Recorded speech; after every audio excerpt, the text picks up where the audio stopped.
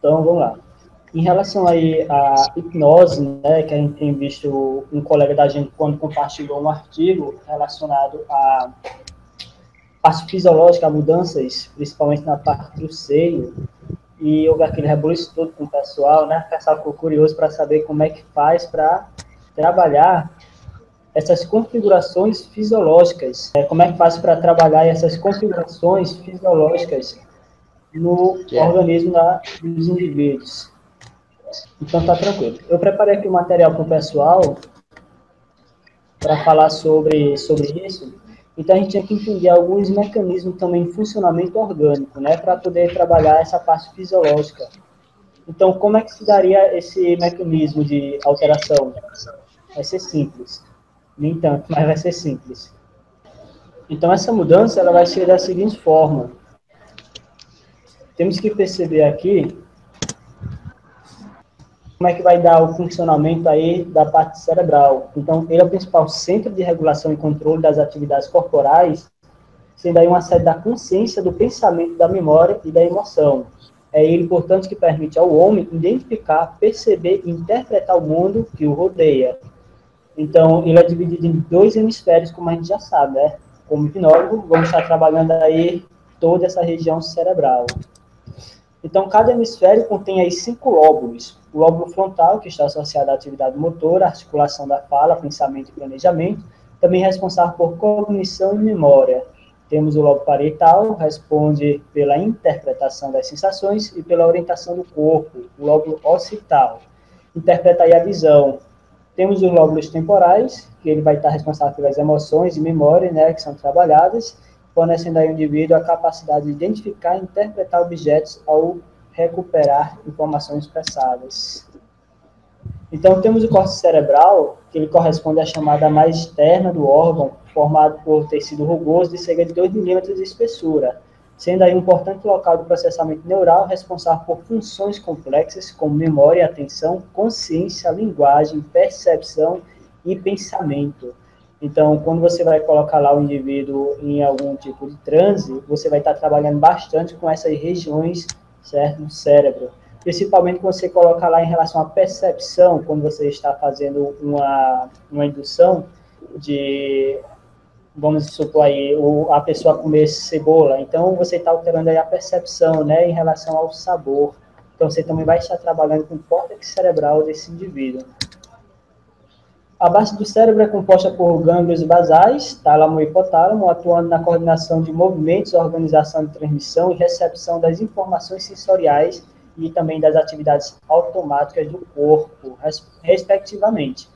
Então, a função do tronco cerebral é regular atividades como a deglutição e a frequência cardíaca. Vimos aí em relação à alteração dos batimentos cardíacos com um padre, foi o Gasner, justamente para fazer com que o coração dos indivíduos parassem. Então, dependendo não da sugestionabilidade em si, mas também do nível de transe que você está colocando a essa pessoa, você vai estar trabalhando também a parte fisiológica desse indivíduo. Então, é possível sim você estar trabalhando, certo, essas questões aí.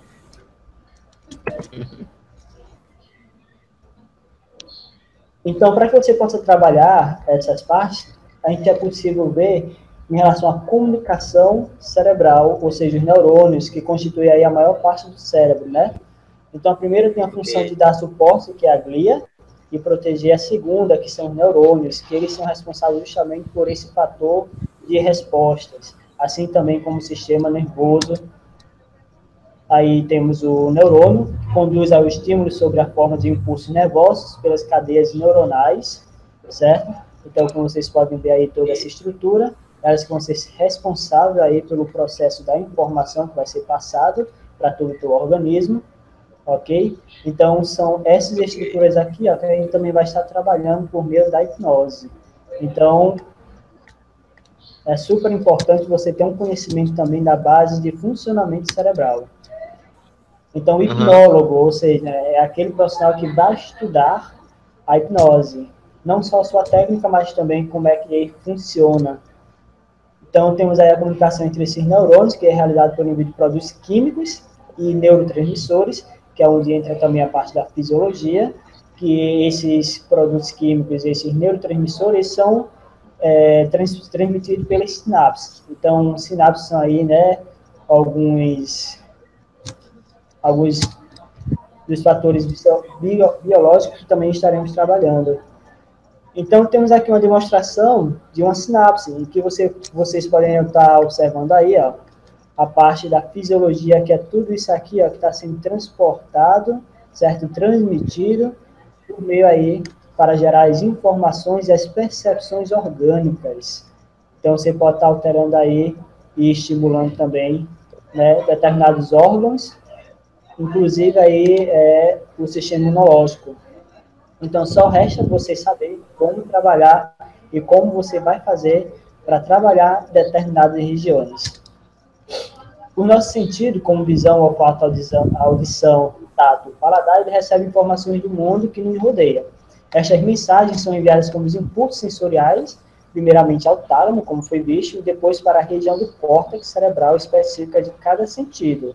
Então, dessa maneira, o cérebro reúne, organiza e armazena de forma adequada, transmite os impulsos nervosos, que são as sinapses que vimos, que ditam o comportamento do motor e mantém também as funções do corpo, como batimento cardíaco, pressão arterial, o balanço hídrico e também a temperatura corporal. Então, vejam aí como a gente vai poder estar também alterando toda essa fisiologia orgânica, né? Por meio do impulso nervoso, que vai ser o quê? Por meio da indução que você colocou lá no teu paciente ou no teu cliente. Então, é muito importante você ter um conhecimento sobre isso também. Então, o cérebro, ele produz hormônios que influenciam outros órgãos, reagindo a hormônios produzidos em outras partes do corpo. Então, por meio desse manejo aí que você vai estar fazendo, não somente no córtex, mas nos dois hemisférios cerebrais, você vai estar também produzindo ou inibindo algumas produções de hormônios, o que ocasiona também aí, ó, uma hipertensão. Você pode ter também um certo controle, claro, né, sempre tendo acompanhamento profissional médico, mas você pode ter também um certo controle em relação a essa pressão. Então, dependendo do nível de trânsito que a pessoa vai se encontrar, você pode estar alterando o batimento cardíaco dessa pessoa, assim como também sua pressão. Então, vai ser o sistema nervoso que vai comandar todos os demais órgãos. Então, é esse sistema nervoso aqui que a gente vai estar trabalhando por meio da parte cerebral. E tem aí a sua função sensitiva, integradora e também motora. Então, vocês podem observar aqui, ó, algumas imagens, certo? Relacionado aí também a quando você está trabalhando em relação à produção das palavras, quando você está trabalhando com o teu indivíduo no pronunciamento de palavras, quando o mesmo está ouvindo palavra ou quando está lendo algum tipo de coisa. Então, vocês podem ver também aqui, ó, toda essa região, certo? Que ele vai estar sendo estimulado pela serotonina através das áreas coloridas que vocês podem estar vendo aqui em vermelho, em azul, amarelo e roxo. Ou seja, por meio de transe hipnótico, você também vai estar produzindo ou inibindo, certo? Determinados tipos de hormônios.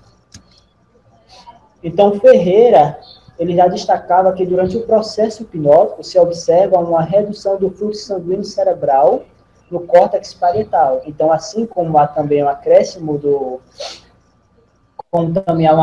fluxo sanguíneo, né, na parte caudal anterior, ou seja, lá no gírio, no círculo, direto no córtex frontal, de ambos os lados, você vai estar trabalhando também diretamente com essa região. Então, o exame, que é o IRNF, certo?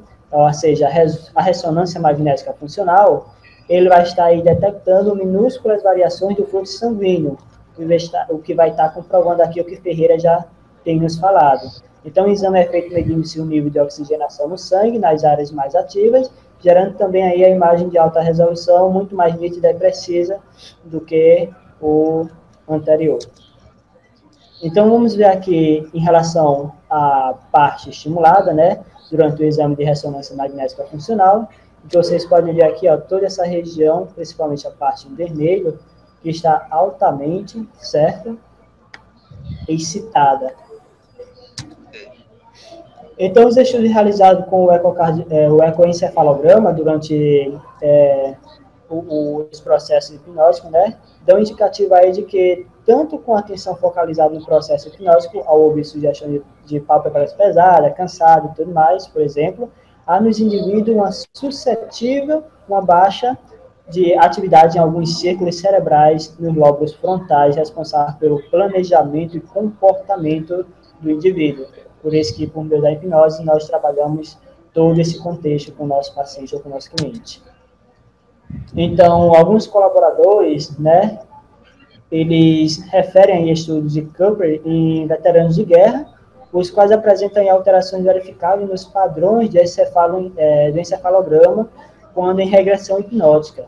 Então, estudos conduzidos pelos próprios autores, estes sustentam uma redução no número de crises e ausências em pacientes com histórico de epilepsia quando submetidos a tratamento pela hipnose. Temos aí algumas observações, ó, certo?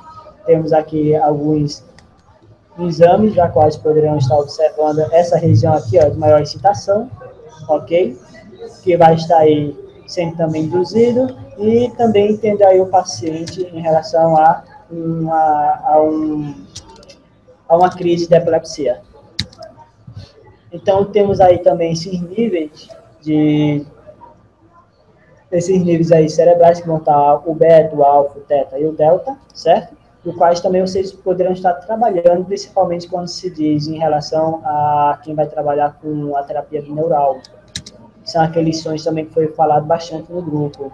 Então, vocês percebam aí o encefalograma em relação a quando está excitado, relaxado, sonolento, adormecido, e também o indivíduo em sono profundo. Então, quando você vai olhar um eletroencefalograma de um paciente ou de um cliente seu, vocês irão perceber que o encefalograma desse paciente ele vai estar, quando o mesmo colocado sobre hipnose, sobre o efeito da hipnose, altamente excitado. Então, ele não vai estar nesses parâmetros aqui que a gente está observando, certo? Que são os parâmetros normais. Então, ele vai estar muito mais excitado. Conforme o aprofundamento que você vai realizando, então, mais concentrado o indivíduo ele vai ficando. Então, quanto mais concentrado ele vai ficando, mais excitado, mais estimulado o cérebro ele também vai se tornando. Então, temos aí, em relação às alterações fisiológicas, certo? Por meio da hipnose, vocês poderão observar aqui, ó, algumas alterações produzidas em pacientes com e também sem sugestão de hipnótica. Mas eu me foquei em relação às sugestões, e que vocês poderiam estar aí trabalhando com modificações da motricidade voluntária. O que chama mais atenção aqui, que já vem sendo trabalhado desde a antiguidade em relação ao Geisler, né? Essa modificação aqui, ó, do controle normalmente não voluntário, ou seja, o coração.